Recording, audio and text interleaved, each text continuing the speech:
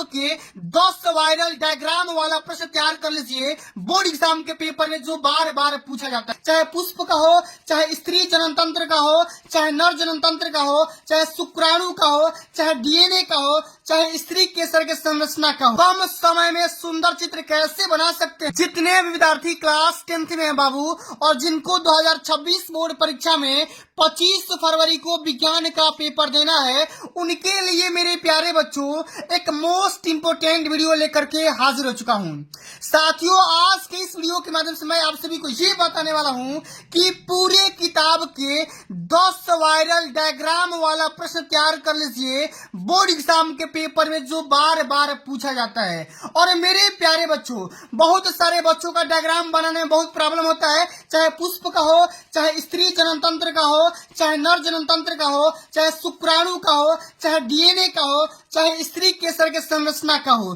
किस तरीके से डायग्राम बनाना है और मेरे प्यारे बच्चों कम समय में सुंदर चित्र कैसे बना सकते हैं, आज के इस वीडियो के माध्यम से पूरा तरीका बताऊंगा। इतना ही नहीं मेरे प्यारे बच्चों, थ्योरी भी किस तरीके से करना होगा, एकदम सारे चीजों के बारे में डिटेल में बात करने वाला हूं।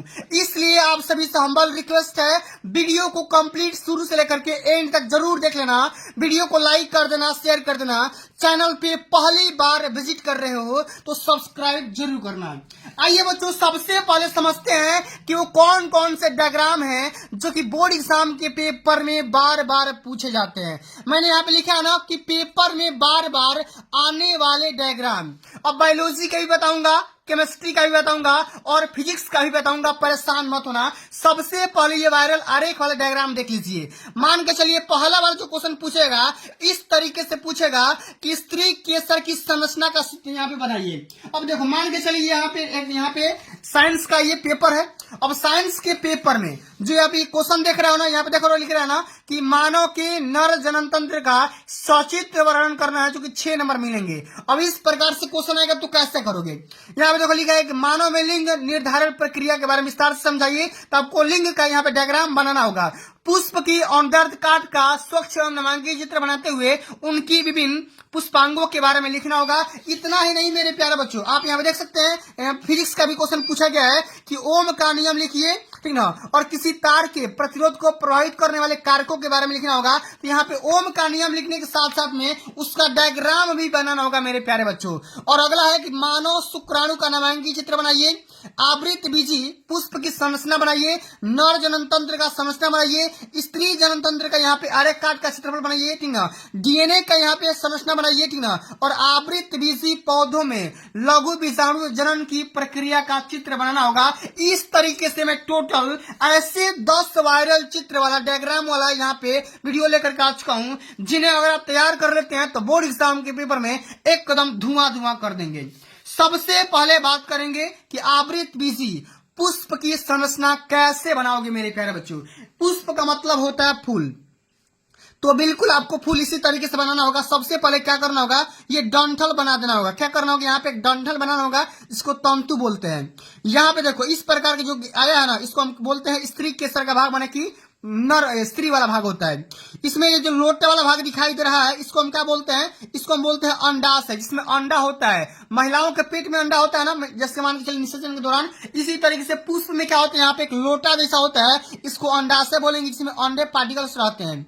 अब यहाँ पे देखो इसी में बीजांड भी रहते हैं, ये रेशा होता है, ये पत्तियां होती है। और यहाँ पे देखो इसको क्या बोलते हैं, ये जो ऊपर वाला फूल वाला पार्ट दिखाई दे रहा है, इसको बोलेंगे पराग केसर का भाग।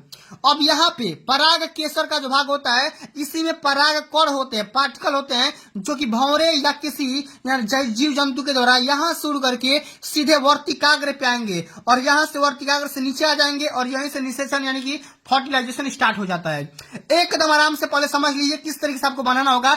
एकदम आराम से आप चाहेंगे ना तो खूब बढ़िया से अपने मन से बना सकते हैं। आप 2-3 बार प्रैक्टिस कर लेना, अभी कल परसों पेपर है तो आराम से बना सकते हैं। अब इसी तरीके से स्त्री जननतंत्र का आरेखीय चित्र किस तरीके से बना सकते हैं, इस तरीके से बनाइए।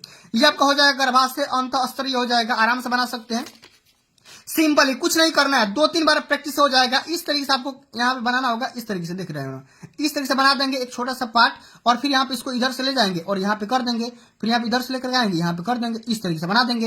एक रफ आइडिया हो गया, और रफ आइडिया करने के बाद थोड़ा सा इधर से कर देंगे, और यहाँ पे इस तरीके से कर देंगे, फिर यहाँ पे इस तरीके से करेंगे, फिर यहाँ पे इस तरीके से कर देंगे। पूरा बढ़िया से सारे पार्ट को एकदम बढ़िया तरीके से बना दोगे ना तो पूरा नंबर यहाँ से मिल जाएगा।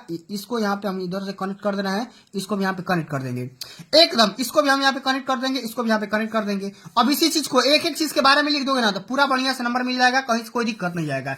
ये रहा आप सभी का यहाँ पे स्त्री केसर का यानी कि स्त्री जनन तंत्र का भाग, जो कि ये ग्रीवा होता है, ये गर्भाशय गुहा होता है, इसमें अंडाशय होता है, ये आपका फंडस होता है, ये अंडाणु होता है, और ये आपका गर्भाशय होता है। ठीक ना, एकदम इसी तरीके से बनाना होगा। अब मेरे प्यारे बच्चों अगला है आपका नर जनन तंत्र। इसमें किस तरीके से बनाएंगे इसका मैं आपको बना के दिखा दे रहा हूं।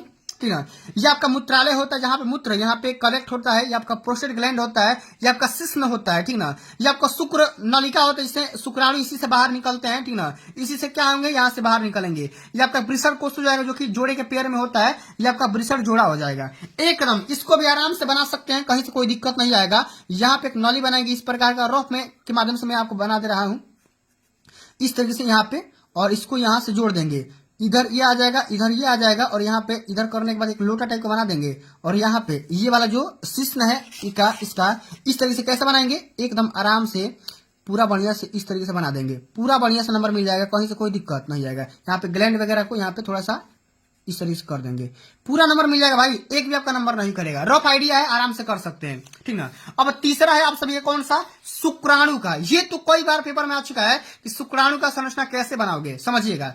यहाँ पे शुक्राणु का संरचना बनाने के लिए आपको करना क्या पड़ेगा, ऊपर वाले पार्ट को जीव द्रव्य कला बोलते हैं, इसके बीच में जो होता है उसको अग्रपिंडक बोलते हैं। यहाँ पे ये जो बीच वाला पार्ट होता है इसको ग्रीवा बोलते हैं, इसको जो ग्रीवा, और यहाँ पे नीचे वाला पार्ट का जो मध्य में होगा इसको मध्य भाग बोलेंगे, और इसी में यहाँ पे माइटोकॉन्ड्रिया होता है, जहाँ पे क्या होता है, ऊर्जा का स्तर होता है। अब ये वाला पुच्छ होता है, ठीक ना, इसको हम क्या बोलते हैं, शीर्ष बोलते हैं, इसको पुच्छ बोलते हैं। इस पूरे पार्ट को क्या बोलेंगे, शीर्ष बोलेंगे, इसको पुच्छ बोलेंगे। आप चाहेंगे तो एकदम आराम से बना सकते हैं। यहाँ पे देखो इस प्रकार से टोपी टाइप के यहाँ पे इस प्रकार से बना सकते हैं। ठीक ना, थोड़ा सा इसको थोड़ा सा इसका मुंह चौड़ा कर देंगे, इस तरीके से करने के बाद यहाँ पे थोड़ा सा नली टाइप का बना देंगे, और नली टाइप का बनाने के बाद इसको क्या कर देंगे, और पूंछ इसका इस तरीके से मोड़ देंगे एकदम, देख रहे हो ना। अब इसी में इसका लाइनिंग कर देंगे, थोड़ा सा इस तो कर ही देंगे, कोई दिक्कत नहीं आएगा। अब इसी में ये जाल होता है, ठीक ना, ये बना देंगे खूब बढ़िया से, देख रहे हो ना। आप रफ आइडिया के माध्यम से बना देना, और यहाँ पे एक बात ध्यान रखना, ये पूरा पार्ट का नाम पता होना चाहिए, कौन सा पार्ट कहाँ पे है, समझ रहे हो ना। चलिए अब अगला हमारा क्वेश्चन क्या है मेरे भाई, कि स्त्री केसर की संरचना। इसमें क्या होगा, स्त्री केसर में, अब स्त्री केसर में 3 पार्ट होता है, एक होता है विषांड, दूसरा होता है वर्तिका, और तीसरा होता है वर्तिकाग्र। वर्तिकाग्र जो कगार पे होगा, जो अंत पे होगा उसको वर्तिकाग्र बोलेंगे, जो मध्य में होगा उसको वर्तिका बोलेंगे, और जो यहाँ पे एक लोटा टाइप होगा इसको क्या बोलेंगे, विषांड बोलते हैं। जहां पे बीज इसी में आता है, ठीक ना, जो भी कण होता है, पार्टिकल होते हैं, इसी में आता है, इसी में आकर के फर्टिलाइजेशन होता है, यानी कि क्रिया होता है, समझ गए। इसी को हम किस तरीके से बनाएंगे, देखो इसको बनाने का सिंपल तरीका ये है, एकदम आराम से बना देंगे, पूरा बढ़िया से समझिएगा, एकदम ये वाला तरीका है बिल्कुल। और इसमें क्या करेंगे, सिंपली हम यहाँ पे एक लोटा टाइप की इसमें बना देंगे, इसमें हम यहाँ पे पूरा पार्ट वगैरह लगा होता है, इसको इस प्रकार से कनेक्ट कर दिया जाता है, पूरा नंबर मिल जाएगा। और यहाँ पे एक लाइन आई रहती है, अब इसी चीज को हम यहाँ पे कर देंगे, और यहाँ पे जो भी आपके पार्टिकल होते हैं इस तरीके से होते हैं, फूल का डंठल लगा होता है, इस तरीके से कर दोगे पूरा नंबर मिल जाएगा। एकदम आराम से बनाना होगा, ठीक ना, परेशान मत होना, कम टाइम में भी बन सकता है। और अगला है आप सभी का डीएनए का समझना। तो डीएनए वाला तो आसान होता है, आराम से बना सकते हो। ये डबल हेलिक्स होता है, ठीक ना, एडेनिन थाइमिन होता है ये वाला, ये ग्वानिन और साइटोकाइनिन होता है, जो कि इस प्रकार का होता है, ठीक ना।